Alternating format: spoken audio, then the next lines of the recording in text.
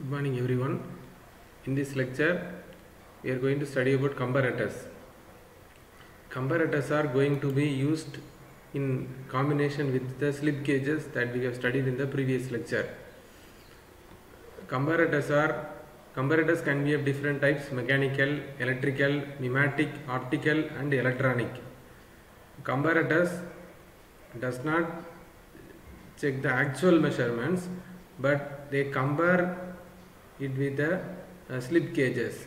So first the comparator check the measurement with the, first we have to set the comparator with the slip gauges, then we have to compare the dimensions of the actual workpiece, whether it conforms with the slip gauge dimensions. Okay. So it can be used for checking a large number of identical dimensions. So first comparator, mechanical comparator. Mechanical comparator employs mechanical means of magnifying small deviations. Okay. First we have to check the actual dimensions with the slip gauges. You have to check the comparator with the slip gauges. Then we have to move the comparator to the actual component, main component. So this is the workpiece to be measured. So the stem initially it is set 0 with the dial is set 0 with the slip gauges. Then it moves in this forward direction or in the clockwise direction or in the anti-clockwise direction, depending upon the deviations in the dimensions, and it is magnified several times and it is shown as a reading. So it is a mechanical comparator. So the dial indicator mechanism, this is a stem. The stem has a rack. So it has a rack teeth. To the rack teeth, gears are connected together. So when the stem, so depending upon the movement of the plunger or movement of the stem, the rack teeth moves up and down. Okay.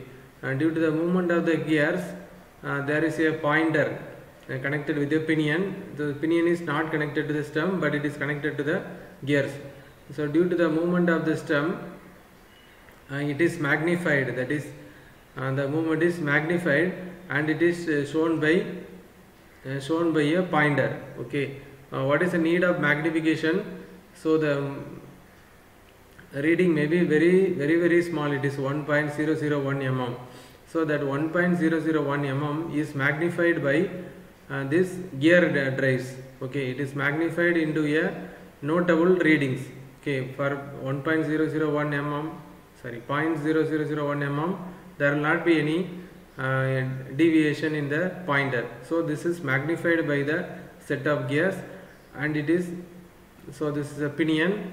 So due to the movement of stem, the gears are moved in the racks. Okay, this gear moves in the racks and this gear also rotates. Due to this, the large gear is connected to the pinion and a pointer is connected to the pinion, and this pinion is not connected to the stem directly. So due to this, we are getting the magnification. A spring is provided for, and that is it provides a constant downward force on the stem. So thus a small dimension is magnified many times using this mechanical devices. So this is a working principle of mechanical comparator. Then the another type of mechanical comparator is a reed type. So a reed is provided, this is a vertical reed and a horizontal reed. This is a spindle displacement. Due to the spindle displacement, the reed moves, the reed opens or closes, and a reading is given. This is a mechanical reed type comparator. The second type, electrical comparator. Electrical comparator consists of main parts: a transducer, display device and amplifier. So in the electrical comparator, this is a plunger. Okay, this is a plunger, and this is an armature. This is a coil. Okay, when there is so this is a workpiece. So when there is any the upward movement of the plunger, okay, due to the upward movement of the plunger, this armature is lifted up. and the coils are, the Wheatstone bridge of the coils are break down, and it produces voltage signals or current signals, and it is sent to the amplifier, and these very small signals are amplified into very large signals, and the large signals are read by the meter, and this meter provides the linear measurements, exact linear measurements. It will be a meter or it is a dial indicator. It provides the exact measurement of the length. So this is the working principle of electrical comparator. Then electronic comparator, the main parts are transducer, oscillator and amplifier, demodulator and meter. So this is a transducer, this is a sensing device. So it senses the small displacements produced by the comparator. Okay, and it is an oscillator. This oscillator is a carrier frequency signal is added by the oscillator, and it is sent to the amplifier. The small AC signal is converted into large AC signal by the amplifier, and there is a demodulator. This demodulator demodulates the carrier frequency. Then this is a meter, and this reading is sent to the meter, and the meter reads the actual displacement by the comparator. So it is magnified, the small signal is magnified many times, and it is read by the meter. So this can be used for reading very small dimensions. Optomechanical comparator. Okay, optomechanical comparator. In the optomechanical comparator, this is a plunger. Okay, so we are going to take measurement at the bottom of the plunger. This is a workpiece, and due to the movement of the plunger, the pivot, there is a pivot and lever. The lever is displaced, and this moves the mirror, so it reflects, this moves the mirror. Okay, so there is a light source. Light source, condenser and index and projection lens are available, and the mirror is, and they are reflected in the mirror.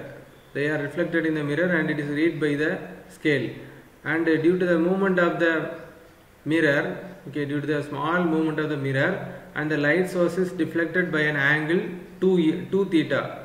So this angle is theta. It is reflected by an angle 2 theta, and this movement will be the measure of the linear displacement. So very small linear displacements can be measured using this optomechanical comparator, because we are using mechanical means up to this, and we are also using optical. So they are called as optomechanical comparator. Pneumatic comparator. The pneumatic comparator, it uses air as a working medium. Okay, magnification of 500 to 5000 times was possible with this pneumatic comparator. This is a gauging system, and this is a plunger arrangement and sensor arrangement, and it senses the small displacement, and it is given in the form of air, and the compressed air is sent to the float chamber, and due to the amount of compressed air, the float moves up and down, and this will be the reading of the linear displacement. So this is a pneumatic comparator. So the small displacement is measured by means of a compressed air. So pneumatic means compressed, it uses air, compressed air. So by means of the small displacement is measured by means of the compressed air, and it is magnified many times using this comparator, and the reading were noted. So this is the working principle of pneumatic comparator. Okay, with this comparator topic over, the next topic is limit gauges. Okay, limit gauges. Limit gauges are used in mass production system. Okay, it is used to inspect a large number of components. Okay, limit gauges. These limit gauges can be of two types. One is go gauge and not go gauge, or no go gauge. Okay, so go gauges and no go gauges are used. Limit gauges by the name itself. Limit gauges. So by the name itself, but they do not have any scales, but they check the limits. So the limits are upper limits and lower limits. Upper limits are shaft and lower limits are shaft. Upper limit of holes and lower limit of holes. So gauges can be used to check the compliance of limits of the part with permissible tolerance limits instead of measuring the actual dimension. They will not measure the actual dimensions, but they will measure the limits, whether they are within the upper and lower limits, lower metal limits, mml and LM and LML. Okay, lower metal limit and maximum metal limits. So they check the maximum metal limits or lower metal limits. So the term limit gauges signifies the use of gauges for checking the limits of components. They do not have any scale, so they do not have any linear scale. So, but they can be used to check. They can be used to check the limits. Okay, so they can be used in mass production. It can be used for inspecting a very large number of components. So, this is a GO gauge. So it is used for measuring the hole. It is used to measure the holes. Okay. So for this, it is made up of an opposite part. Yeah. In a cylinder, it is a copy of opposed part. Okay. The GO gauge will be the GO gauge, and no GO gauge will be the copy of opposed part to measure the cylinder. So we are if we are making cylinders, GO and not GO gauges are used as pistons. Okay, pistons, similar piston sizes. Okay, replica of pistons will be used as GO and not GO gauges. Okay, here is a hole, is a lower limit of hole. This is the upper limit of hole. So the GO gauge, okay, the GO gauge, it has a minimum dimensions of this hole. And the not GO gauge has a maximum dimensions of hole. In addition to this, some minimum tolerances have been added to the GO gauges and no GO gauges. Okay, the GO gauge should enter the hole. Okay, the GO gauge should enter the hole. Okay, if you are making the cylinder, so this actual workpiece, in the actual workpiece, it should enter the hole, and the not GO gauge should not enter the hole. If the cylinder is having the dimensions limits from lower limit to upper limit, the cylinder is having the dimension, the GO gauge will enter. Okay, and the GO gauge will enter, so the part is accepted. If the cylinder is having very greater dimensions, okay, not GO gauges, it is having maximum dimensions. Okay, the hole is very large, and the not GO gauge, okay, it cannot be used, so it is out of limits. So the not GO gauge, so it should not enter. Okay, so GO gauge should enter, and the not GO gauge should not enter. Okay, not GO gauge should not enter into the hole. So this is a method of checking the dimensions of holes. Similarly, for shaft, if we are making it for the shafts, the GO gauge, so it is made in the form of piston. Okay, we are making pistons, number of pistons, and we have to check the limits of the pistons. So this is the LML limit and the maximum metal limit, and the gauges are made in the form of cylinders, cylindrical pieces. The gauges have the holes. The GO side should enter into the piston, and the not GO side should not enter into the piston. Okay, then only the product will be selected. So GO gauge should enter, and not GO gauge should not be entered. Okay, should not be greater than this. The dimension should not be greater than this hole in the not GO gauge, and it should be less than the GO gauge dimensions. So then the part will be accepted.